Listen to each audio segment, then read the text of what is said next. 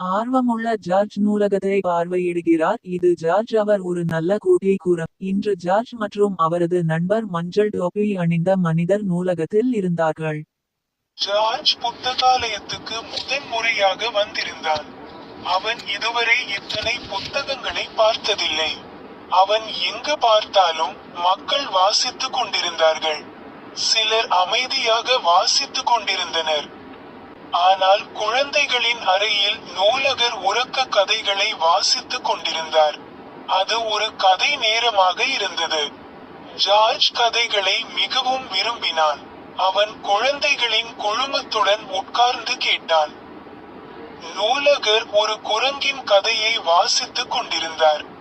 George குரங்குகளை விரும்பினான். நூலகரின் பின்னால் ஒரு டைனோசர் புத்தகம் இருந்தது. ஜார்ஜ் டைனோசர்களை மேலும் விரும்பினான். அவர் அதை அடுத்ததாக வாசிக்கிறார் என்று அவன் நம்பினான். ஆனால் அடுத்து நூலகர் ஒரு ரயிலின் கதையை வாசித்தார். ஜார்ஜ் அமைதியாக உட்கார்ந்து டைனோசர் புத்தகம் வாசிக்கப்படும் தருணத்துக்கு காத்திருக்க முயன்றான். ஆனால் சில நேரங்களில் ஒரு சிறிய குரங்கிற்கு பொறுமையாக இருக்க மிகவும் கடினமாக இருக்கும்.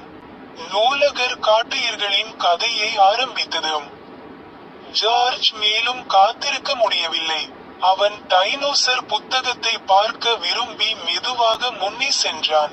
பாருங்கள், ஒரு குரங்கு என்று ஒரு சிறுமி கத்தினாள். அமைதியாக இருக்க வேண்டும், அப்பொழுதுதான் எல்லாருக்கும் கேட்கும் என்று நூலகர் தன் விரலை உதத்தி வைத்து மெதுவாக ஆனால் ஒரு குரங்கு இருக்கிறது என்றான் ஒரு சிறுவன்.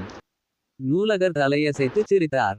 மவம் என்று ஒப்புக்கொண்டாள். காட்டு கதையை வாசித்து முடித்ததும் நூலகர் டைனோசர் புத்தகத்தை எடுத்தார்.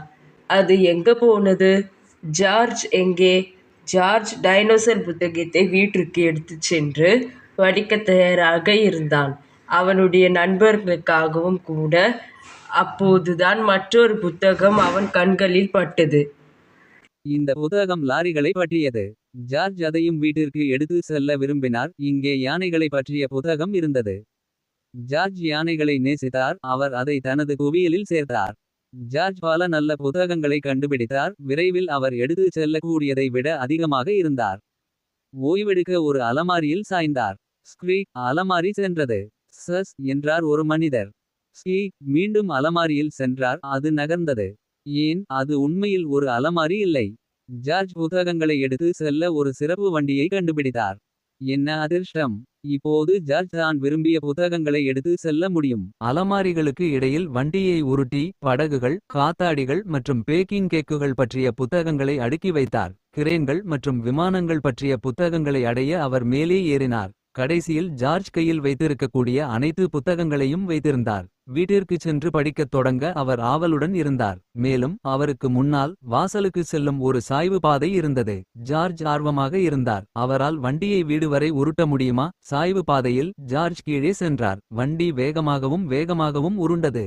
நிறுத்து! ஒரு நூலகம் தன்னார்வலர் கூச்சலிட்டார். என் வண்டியுடன் திரும்பி வா! ஆனால் ஜார்ஜ் மிகவும் உற்சாகமாக இருந்ததால் கேட்கவில்லை.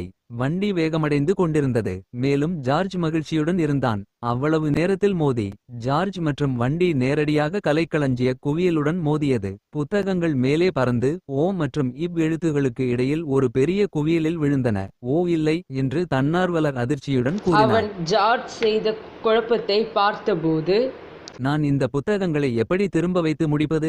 இந்த புத்தகத்தை நான் கடன் வாங்கிக் கொள்ள விரும்புகிறேன் என்றான் கதைக்களத்தில் இருந்த ஒரு சிறுவன். நானும் இதை எடுத்துக் கொள்கிறேன் என்றால் ஒரு சிறுமி. ஜார்ஜ் மற்றும் குழந்தைகளின் உதவியுடன் புத்தகங்களை மிக விரைவாக ஒழுங்குபடுகின்றன. விரைவில் ஜார்ஜ் விரும்பில் சில புத்தகங்களை மீதமிருந்தன. இந்த புத்தகங்களை வீட்டிற்கு கொண்டு செல்ல விரும்புகிறாயா என்று தன்னார்வலர் ஜார்ஜிடம் கேட்டார். பிறகு அவர் ஜார்ஜை ஒரு சிறப்பு மேஜையில் அழைத்து சென்றார் மற்றும் அவனுக்கு தனிப்பட்ட நூலக அட்டை பெற்று தந்தார். ஜார்ஜ் தனது புதிய நூலக அட்டையை பிடித்தபோது அவனுடைய நண்பன் தன் புத்தகத்துடன் வந்தான். இங்கே இருக்கிறாயே ஜார்ஜ் என்று அவள் கூறினாள். நீ புத்தகங்களை வெளியே எடுத்துச் செல்ல தயாராக இருக்கிறாய் என்று தெரிகிறது. ஜார்ஜ் மற்றும் அவனுடைய நண்பன் தங்கள் புத்தகங்களை நூலகலாரிடம் கொடுத்தார்கள். ஜார்ஜ் எடுத்திருந்த புத்தகங்களை பார்த்தபோது நூலகலால் மகிழ்ச்சியுடன் சிரித்தார். இந்த டைனோசர் புத்தகம் எங்கே போயிருக்கோ என்று நான் யோசித்து கொண்டிருந்தேன் என்றார். இது எனக்கு மிகவும் பிடித்த புத்தகமே. நூலகாளர் புத்தகங்களை முத்திரையிட்டு அவை மீண்டும் ஜார்ஜிற்கு கொடுத்தார். ஒரு கை நடுவில் புத்தகங்கள் வைத்துக்கொண்டு ஜார்ஜ் தன்னார்வலர், நூலகாளர் மற்றும் கதைக்கள குழந்தைகளை கடைசியாக விடை பெற்றான். மறுபடியும் எங்களிடம் வரு ஜார்ஜ் என்று நூலகலார் கையசைத்து கூறினார். உங்கள் புத்தகங்களை ரசித்து வாசிக்கலாம். ஜார்ஜ் அப்படியே செய்தான். முடிவு.